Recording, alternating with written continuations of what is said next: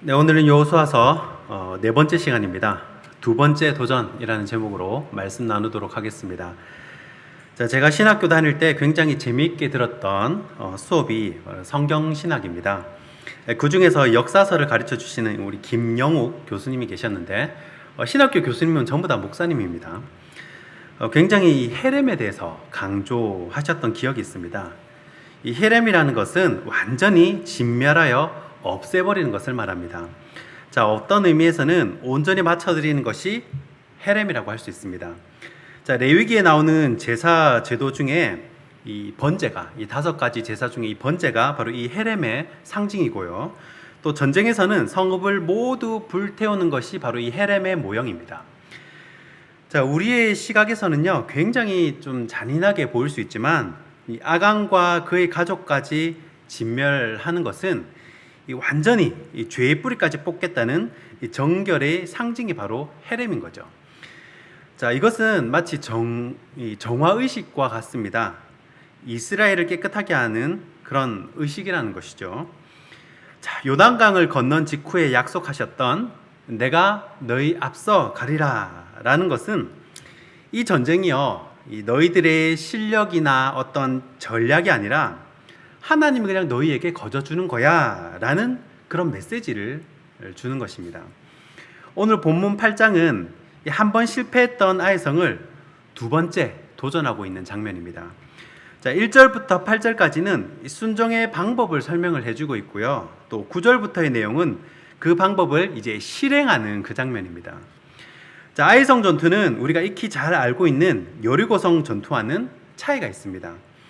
자, 두 사건을 영화의 비유를 하자면요, 영화 촬영의 비유를 하자면 이 여리고성 전투는요, 마치 이 드론을 띄워가지고 이스라엘 전체의 모습을 이 하늘에서 이 카메라로 담는 것과 같은 그런 느낌입니다.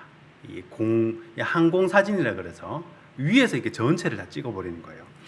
반면에 이 아이성 전투는요, 이 카메라맨 한 명이요, 이 무빙 카메라를 들고 여호수아 한 사람만 따라다니는 그런 느낌을 받습니다. 여호수아 한 사람만 따라다니고 옆에서 계속 이렇게 찍는 거예요. 자, 성경의 기록 방식을 보는 것도 중요한데요. 이 고대 근동의 지방의 이 기록 방식 중에 무언가를 강조하고 싶을 때 그 단어가 자주 등장하면 그 강조하는 겁니다. 자, 그리고 과장되어 있으면 그것도 역시 강조한다는 의미입니다. 이 9절부터 이 마지막 절까지 여호수아의 이름만 총 12번이 등장을 합니다. 자, 이것은 백성 전체에 이 포커스가 있는 것이 아니라 여호수아에게 이 초점이 있다는 것을 알 수가 있습니다. 예를 들어서 자, 13절 한번 보시죠. 13절에 이스라엘 백성들이 계곡에 들어갔다라고 하지 않고 여호수아가 그 밤 골짜기로 들어갔다라는 표현을 하죠. 사실 그 군대 다 이끌고 들어간 거예요. 또 아이성 사람들이 이스라엘을 막 뒤쫓거든요. 그런데 이스라엘을 뒤쫓았다라고 말하지 않고 여호수아를 뒤쫓았다라고 이렇게 표현을 합니다. 그리고 15절에 보면요, 거짓으로 패한 척하고 도망하는 이스라엘을 여호수아와 온 이스라엘이 도망하는 것으로 기록을 합니다. 자, 그러니까 오늘 8장 본문 전체가 여호수아에게 집중되어 있다라는 것을 우리가 알 수가 있습니다. 자, 다시 말해서 이 기록을 통해서 알 수 있는 것은 지금 하나님의 시선이 여호수아라는 한 사람을 아주 자세하게 묘사를 하고 있는 거예요. 이유가 있겠죠. 자, 그래서 여리고성 전쟁에서는 이 순종하는 이스라엘 민족 전체를 조명을 하고 있다면 아이성 전투는 한 번 실패한 이 이스라엘의 대표 단소라고 할 수 있는 여호수아가 어떻게 두 번째 전투에 임하는지에 대한 구체적인 묘사가 8장 말씀 안에 들어있다는 것입니다. 자, 초점을 맞추고 있는 여호수아에게 7가지 정도의 유의미한 행동을 우리가 찾아볼 수가 있습니다.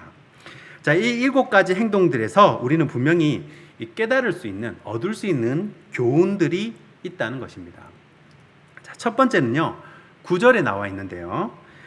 자, 9절 말씀을 보시면 여호수아는 그 밤에 백성들 가운데 잤더라라고 되어 있죠.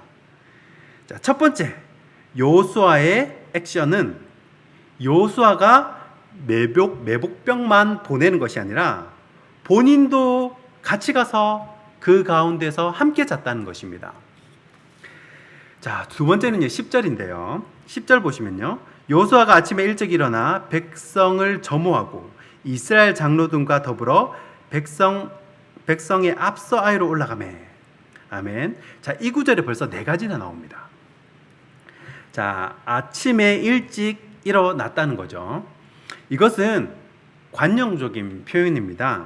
아침에 일찍 일어났다는 것은 어떤 결단, 긴급할 때 상투적으로 쓰는 표현입니다.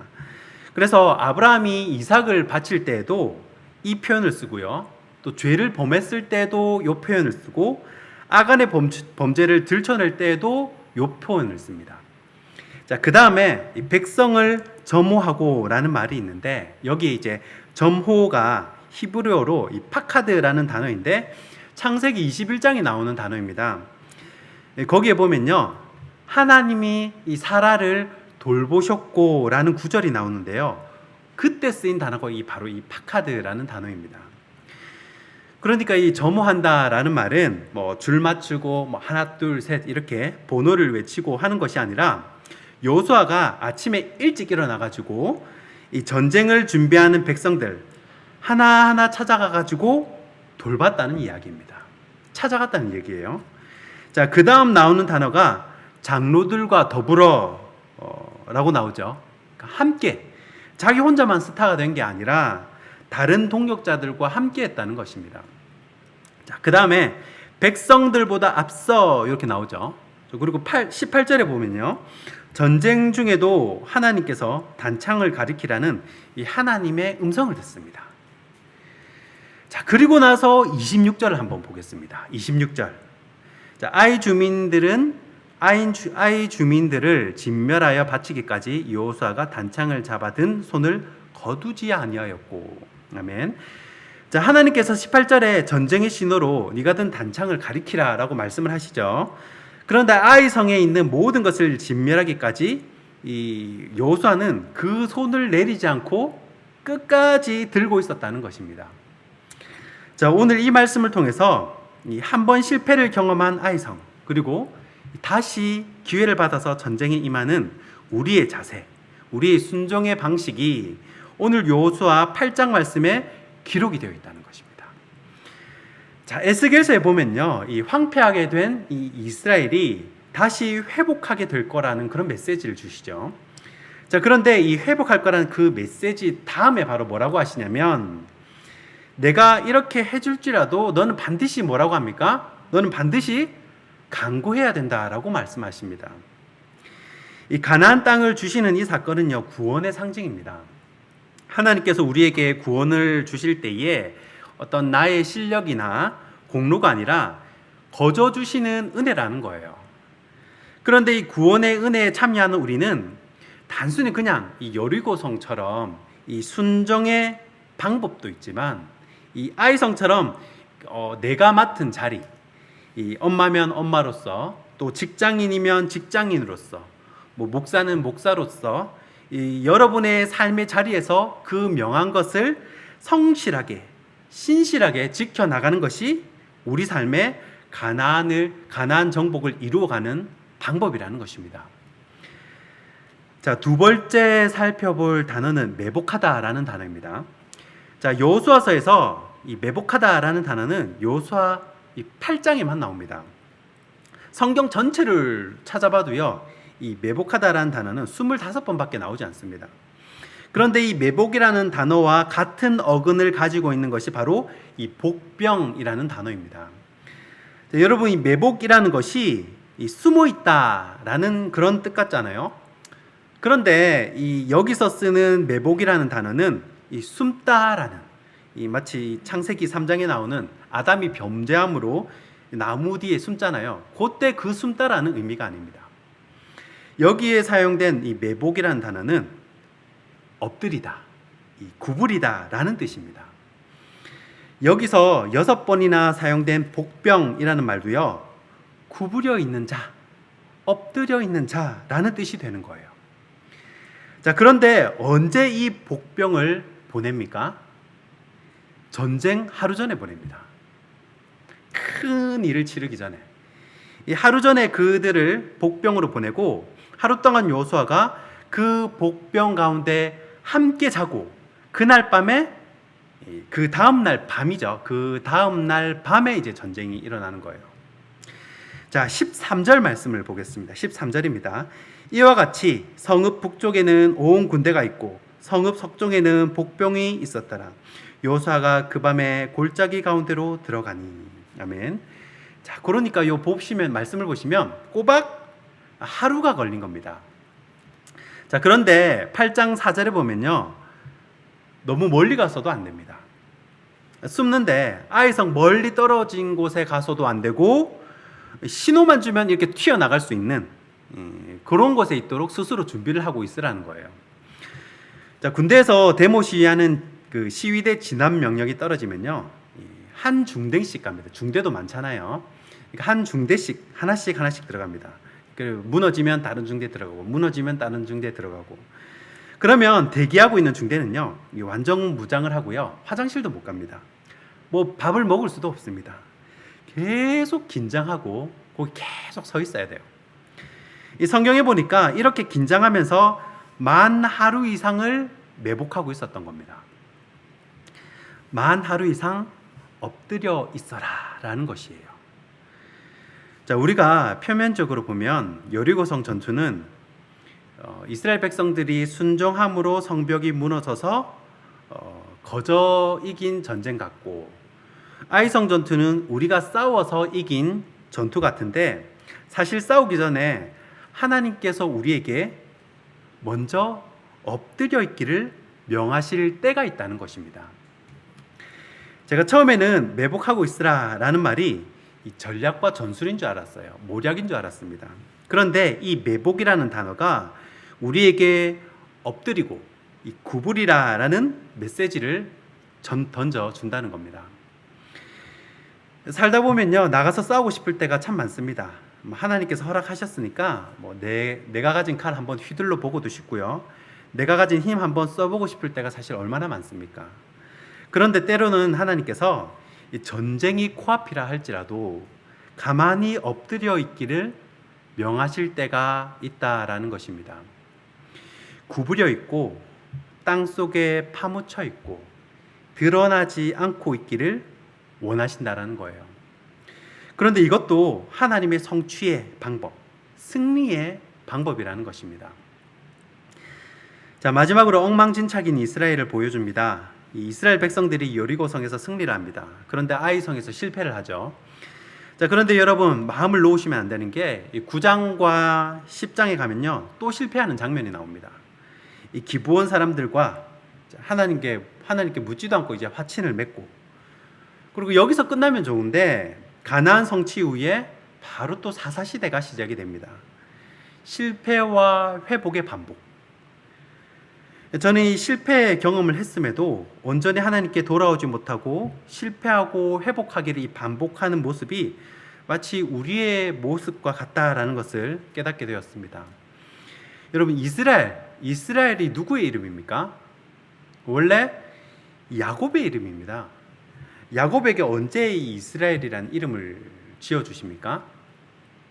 야복강에서 이 환도뼈를 치실 때 하나님께서 붙여주신 이름입니다.